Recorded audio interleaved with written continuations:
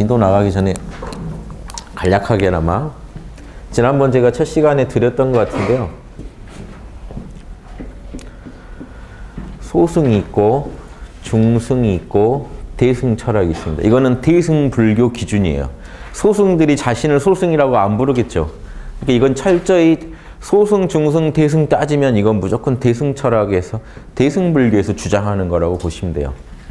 그러면 이제 초기 불교나 지금 남방 불교 입장은 어떻게 될까요? 거기서는 이 소승 성자를 아라한이라고 하는데, 아라한, 뭐 중승도 아라한인데요. 예, 그래서 아라한이고 중승도 같은 아라한인데 좀 이제 차별을 해서 중승에서는 이제 벽지불이라고 합니다. 벽지불. 예. 이제 대승에서는 보살인데, 예, 초기 불교에서도 아라한, 벽지불 이렇게 구분법을 써요. 뭐냐면 석가모니. 예, 이렇게 이 3분법은 씁니다. 초기 불교에서도 이미 아라한과 벽지불과 석가모니는 구분해요. 그럼 이때의 이 벽지불의 존재는요. 벽지불은 우리 지금 우리말로 번역할 때 홀로 독자 써서 독각, 아니면 인연을 깨쳤다 그래가지고 연각 그럽니다. 12연계를 깨쳤다고 해서 연각, 홀로 깨쳤다고 해서 독각. 홀로 깨치고 12연계를 깨달은 사람. 12연계 우주가요. 우주의 삼생을 다 꿰뚫어 봤더니 우주의 무한한 데이터를 다 들여다봤더니 시공 속에서 전개됐던 사건들을 다 들여다봤더니 데이터가 많으면 공식이 빨리 도출되겠죠. 공식이 뭐였냐면 12연계대로 사람들이 구르고 있더라는 거예요. 그 12연계를 찾아내서 그럼 12연계에서 처음 스타트가 무명, 어둠에서 시작되니까 어둠만 내가 탐진치죠. 예, 탐진치만 내가 박살내면 더 이상 윤회하지 않아도 되더라 하는 공식을 찾아내. 그래서 내가 열반에 완벽하게 안주해가지고 탐진치가 작동하지 못하게 하면 나는 이번 생을 마지막으로 해서 더 이상 태어나지 않을 수 있다 하는 걸 찾아냅니다. 이게 독각과 연각이 알아내는 건데, 독각이라고 할 때는 지금 두 가지 의미가 있어요. 혼자서 깨달았다가 있고요. 혼자만 깨달음을 누린다는 뜻도 있어요. 남 안 가르쳐주고. 그런데 초기 불교에서 아라한, 벽지불, 석가모니를 나눌 때 얘기는요. 아라한, 벽지불, 서가모니 나눌 때의 의미는 이때의 독각은요. 혼자만 깨달음을 누린다는 의미도 강해요. 왜냐하면 그래야 석가모니랑 구별이 되니까요. 똑같은 불이에요. 이 존재도 이미 깨달은 존재고 석가모니랑 똑같죠. 12연계 깨달았고 혼자 깨달았으면요. 석가모니예요. 이 불경 중에 이런 존재는 석가모니밖에 없어요. 나머진 다 석가모니 가르침을 듣고 깨달았죠. 석가모니 소리를 듣고 깨달았다고 해서 다 성문입니다. 소리를 직접 들었다. 그럼 소리 안 듣고 혼자 깨달은 사람은 누굴까요? 그럼 석가모니밖에 없습니다. 경전에서. 석가모니가 벽지불이에요. 그런데 이 석가모니랑 벽지불을 구분할 때는요. 이때의 이 독각을 어떻게 해석하냐면 혼자만 깨달음을 누리는 부처를 말해요. 그러면 어떤 차이가 나겠습니까? 그러면 실존했던 벽지불은 누굴까요? 석가모니밖에 없어요. 그럼 벽지불하고 석가모니를 어떻게 구분하느냐? 석가모니가 처음 열반에 들고 중생을 구제하려고 했나요? 안 했나요? 안 했어요. 이거는 너무나 어려운 법이라 나밖에 얻을 수가 없다 생각해서 그대로 열반에 들려고 하는데 브라만이 내려와가지고 막습니다. 석가모니 아닙니다. 찾아보면 있습니다. 근기대로 닦은 사람도 있으니까 가르쳐주고 가십시오 하고 해서 석가모니가 다시 세상을 딱 돌아보니까 그래도 가르치면 될 만한 사람들이 있구나 해가지고 가르침을 펴기 시작했는데 펴자마자 아라한들이 속출하죠.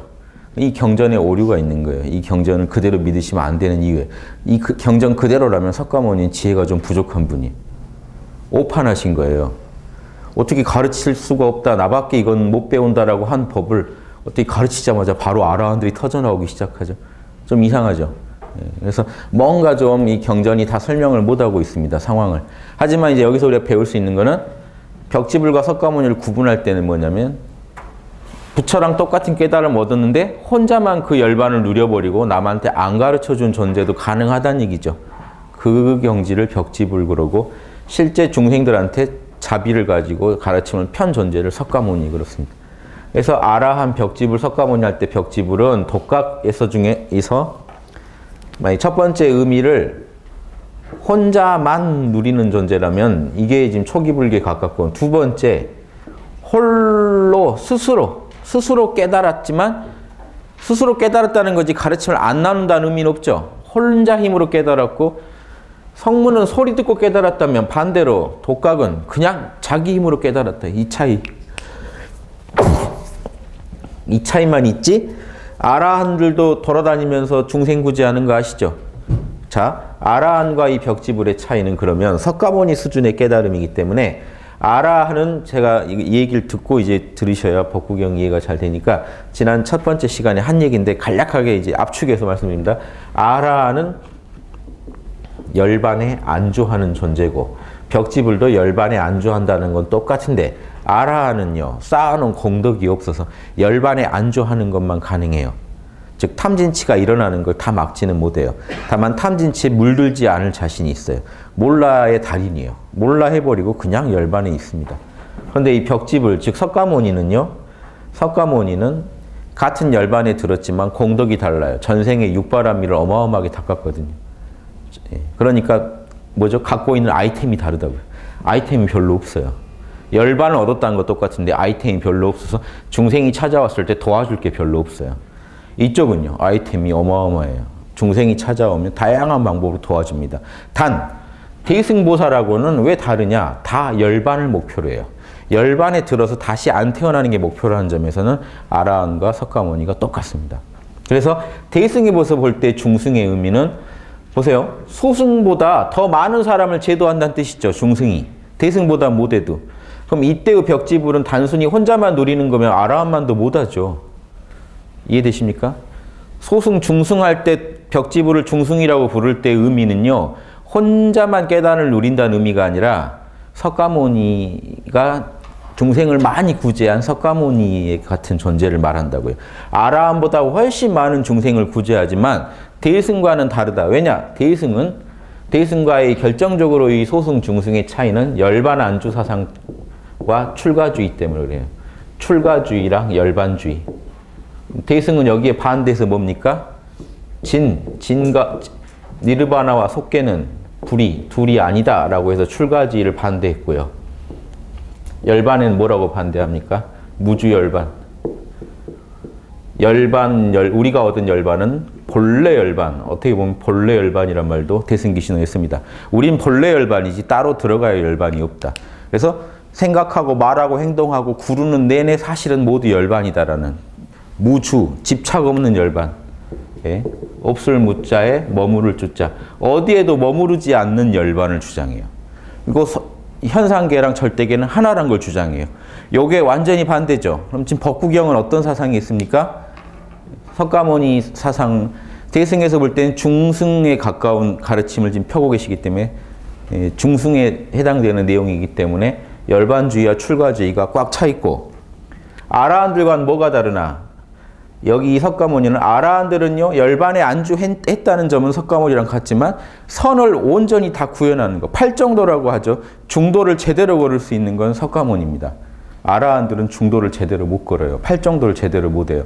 즉 지금 열반에 안주하려면요 팔정도 중에 정념, 바른 알아차림 플러스 정견 요게 있으면 일단 팔정도 중에서 요게 있으면 열반에 안주할 수가 있습니다. 늘 깨어있고 정확하게 사물을 무상고 무아인 현상계를 통찰해서 버릴 수만 있으면 나머지 그러면 팔정도 중에 나머지 부분들 있죠. 플러스 알파. 요것까지 완벽하게 바르게 말하고 바르게 행동하고 바르게 모든 걸 바르게 다 하려면요. 힘이 더 있어야 돼요. 석가모니 수준이 돼야 제대로 그걸 구현한다고요. 그래서 이 공덕의 차이가 있다. 이게 결국 공덕입니다. 얼마나 선을 실천할 수 있냐. 결국 이제 선을 하고 악을 안 하는 이 힘이 석가모니랑 다르다는 겁니다. 탐진치를 얼마나 뿌리까지 극복했는가가 다르다. 이 안에서는 그렇게 다르고 이 둘이 같은 점은 열반 출가주의고 대승은 진속불이 무주열반으로 그 사상을 애초에 지금 내가 서 있는 것이 열반이다라고 주장한다는 여기서 지금 보고 듣고 말하고 있는 게 참나가 있어서 하는 거죠. 참나가 여기 있기 때문에 여기가 열반이라는 거예요. 그거 보고 듣고 말하고도 참나의 작용이기 때문에 내가 지금 속계라고 부르고 있는 이 현상계가 그대로 참나랑 둘이 아니라는 거예요. 그러니까 다른 열반을 얻을 필요가 없어지는 거예요. 예, 그러니까 출가를 할 필요가 있어져요, 없어져요? 그러니까 하고 말고가 상관이 없어지는 거예요. 그냥 필요하면 옷 입고 진묵 스님 같은 경우도 이미 대승보살들이잖아요. 그러니까 원효 스님도 출가에 계시다가 필요하면 환속해버리는 거예요. 아, 애를 좀 낳아야겠다. 그럼 애 낳는 거예요. 결혼해서. 이게 지금 원효 스님을 이해 못하는 분들이요. 원효 스님을 변명해 준다고 더 공색하게 만들어요. 원효 스님이 그때 하도 그냥 여섯공주가 원효 스님 아니면 죽는다고 해서 살려주려고 너무 안 됐어서 살려주려고 파괴해가지고 살려주고는 딱 애만 낳고는 바로 나왔다. 집에서. 그리고 다시 구도를 더 열심히 했다. 이러면요. 원효를 죽이는 얘기예요. 원효 스님은 대승보살로서 살았는데 지금 평가는 거의 소승적으로 평가해 주는 거예요. 출가를 깨면 큰일 날 줄 아는 사람들이 원효를 변명해 주고 있는데 원효는 그렇게 생각을 안 했는데. 이해되십니까? 대승사상을 모르면 원효가 뭘 했는지도 모르는 거예요. 그러니까 칭찬도 못 해줘요. 팬이 안티가 돼요. 이해되십니까? 원효를 그냥 감싸준다고 하는 말이 오히려 원효의 사상을 깎아먹을 수도 있다고요. 그래서 원효는 당당하게 거사가 된 거예요. 그래서 이름도 소선거사라고 지었잖아요. 소선거사. 네. 작은 백성이다. 정말 난 보잘것없다 하는 볼잘것없는 세계로 자기가 일부러 뛰어든 거예요. 어디에서는 복선거사라고 그래요. 예, 두군. 이거는요. 이 소선거사는 작다. 예, 이 복선거사도 뭐죠? 아래하보다 작은 거죠. 아래하에서도 아래. 이해되세요? 얼마나 아래라고. 난 진짜 아래다 해서 정말 백성 속으로 들어가서 거사로서 자기는 돌을 닦으려고 한 거예요. 근데 이거를 그 여섯공주가 너무 안 됐어서 도와주긴 했는데 그걸 또 뉘우쳐서 스스로를 너무 참회하는 마음으로 이렇게 살았다고 봐버리면 원효 스님은 완전히 대승보살로서 의미가 이렇게 퇴색돼 버리죠. 이해되십니까? 그러니까 진묵 스님도 스님인데 늘 어머니 찾아가서 어머니한테 효성 다 하고 아주 그냥 최고 효자로서 조선시대 최고 효자예요. 돌아가시면 묘 써놓고 늘 성묘 다니고. 그러니까 그러면 이제 그 일종의 그럼 도대체 어머니 찾아와도 돌 던지면서 수행해야 요즘 멋있는 거라고 하는데 열심히 찾아다니면서 어머니 혹시 마을에 모기 물까봐 그 진묵 스님이 돛을 부려서 거기 위에다가 뭐라고 해가지고 모기도 사라졌다는. 어머니 모기 물리는 것까지 신경 쓰는 이 정신으로 무슨 돌을 닦아 이렇게 얘기할 수도 있겠죠. 출가주의와 열반주의에서는. 그러니까 이게 진짜 대승의 극치들은요. 그렇게 안 살아요. 마음대로 살지. 양심에만 맞으면 마음대로 하신다는 거예요.